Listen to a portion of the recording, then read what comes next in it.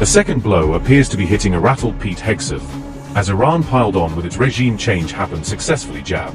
The abrupt purge of the army boss is fueling fresh questions about turmoil inside the Trump administration. George's first remarks since the ouster are being read by many as a pointed swipe at Hegseth, after he wrote that US soldiers deserve courageous leaders of character. The episode is also feeding speculation that Hegseth is battling his own generals even as American troops continue paying the price in the Iran war. Ousted U.S. Army Chief General Randy George sent an outgoing email to former colleagues and senior Pentagon officials after being forced out of his post. In that message, George said U.S. soldiers deserve courageous leaders of character. CBS News reported those remarks after War Secretary Pete Hegseth asked George to step down and take immediate retirement. General Randy George said, and I quote, "It has been the greatest privilege to serve beside you and lead soldiers in support of our country. I know you'll all continue to stay laser-focused on the mission, continue innovating, and relentlessly cut through the bureaucracy to get our warfighters what they need to win on the modern battlefield. Our soldiers are truly the best in the world. They deserve tough training and courageous leaders of character. I have no doubt you will all continue to lead with courage, character, and grit." Unquote. Meanwhile, Iran mocked the United States after reports emerged that Army Chief of Staff General Randy George had been fired. The regime change happened successfully, Iran's embassy in South Africa posted, pairing the jab with Trump's MAGA slogan.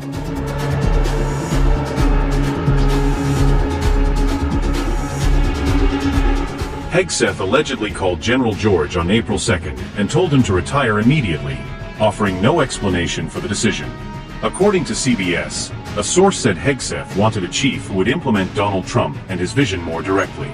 A senior defense official said it was time for a leadership change in the U.S. Army, framing the removal as part of a broader reset. General George was nominated by Joe Biden and confirmed in 2023, with his term originally set to run through 2027. The Army Chief of Staff's term is 4 years, but General George was removed in the middle of the Iran war, making the decision especially controversial. General George, a West Point graduate, served in Desert Storm, Iraq, and Afghanistan, bringing decades of battlefield experience to the role.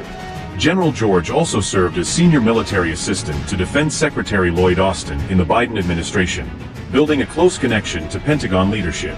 Reuters reports that, apart from Randy George, Major General William Green Jr. and General David Haughton were also fired in the broader shakeup. Reuters says the action is part of an overhaul aimed at installing military personnel aligned with the U.S. government's vision. The Joint Staff thanked Randy George for his service following his forced retirement, closing his tenure with a formal statement of appreciation.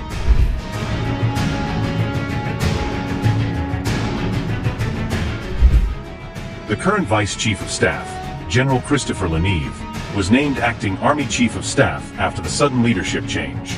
Leneve previously served as Hegseth's military aide and commanded the 82nd Airborne Division from 2022 to 2023. Pentagon spokesperson Sean Parnell described Leneve as a battle-tested leader who is completely trusted by Hegseth. The shakeup comes as 82nd Airborne troops and Marines from the 31st MEU are being deployed near Iran. Analysts say an Army chief is not fired in the middle of a war for no reason, suggesting deeper motives behind the move. One analyst said an Army chief is fired because of what comes next in a major combat operation, pointing to the larger strategy ahead.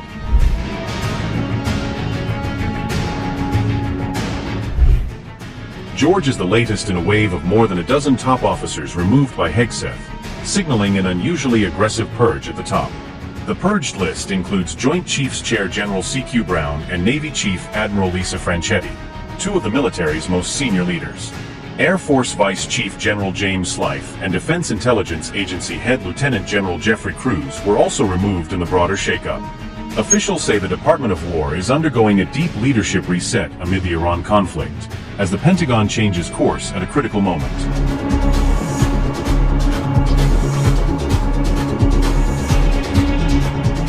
The number of U.S. service members wounded in the ongoing Iran war has risen to 365, according to newly released Pentagon figures.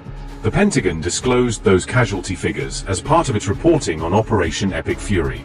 The breakdown given was 247 Army personnel, 63 Navy personnel, 90 Marines, and 36 Air Force personnel wounded in action.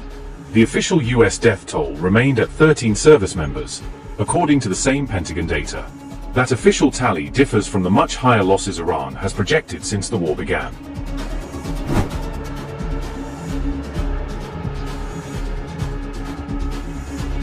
The US military has also suffered a series of operational setbacks during its broader Middle East campaign. In the latest major incident, Iran shot down a US F-15E over its airspace, and the aircraft's 2 crew members ejected.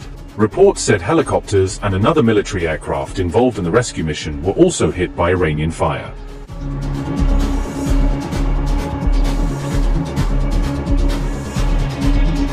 The White House is reportedly seeking a record defense budget of nearly $1.5 trillion for fiscal year 2027, marking a dramatic increase in military spending as the U.S. remains locked in war with Iran. According to the reported budget request, the Trump administration wants a steep jump in Pentagon funding for FY 2027, with a proposed increase described as one of the largest in modern U.S. history. This would amount to roughly a $445 billion, or 42%, increase over the 2026 defense budget, according to figures cited in reports on the proposal. In contrast, the White House is reportedly planning a $73 billion cut to non-defense spending in the 2027 budget, highlighting a sharp shift in federal priorities.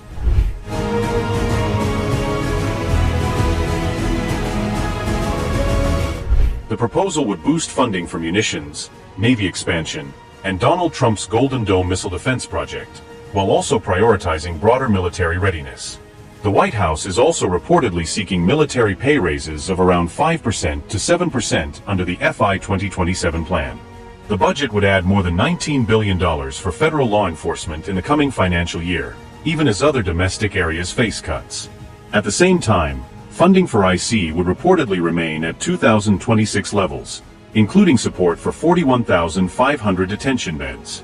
The administration is also said to be considering reconciliation as a way to push defense and homeland security funding through Congress more easily. The notable budget cuts would target clean energy grants, the IRS, agriculture, and education, reflecting the White House's broader plan to shrink large parts of domestic spending. There would also be spending cuts across a range of environmental programs at multiple federal agencies, extending the proposed rollback well beyond a single department or initiative. On April 3rd, Trump said the United States could not focus on daycare because it was fighting wars, a remark that drew attention as debate over federal spending intensified. I actually said to them, I said to Russell, don't send any money for daycare, because the United States can't take care of daycare. That has to be up to a state. We can't take care of daycare. We're a big country. We have 50 states. We have all these other people. We're fighting wars. We can't take care of daycare. You got to let a state take care of daycare, and they should pay for it too. They should pay. They have to raise their taxes, but they should pay for it. And we could lower our taxes a little bit to them to make up for, but it's not possible for us to take care of daycare. Medicaid, Medicare, all these individual things, they can do it on a state basis. You can't do it on a federal. We have to take care of one thing, military protection. We have to guard the country. But all these little things, all these little scams that have taken place, you have to let states take care of them, Russ.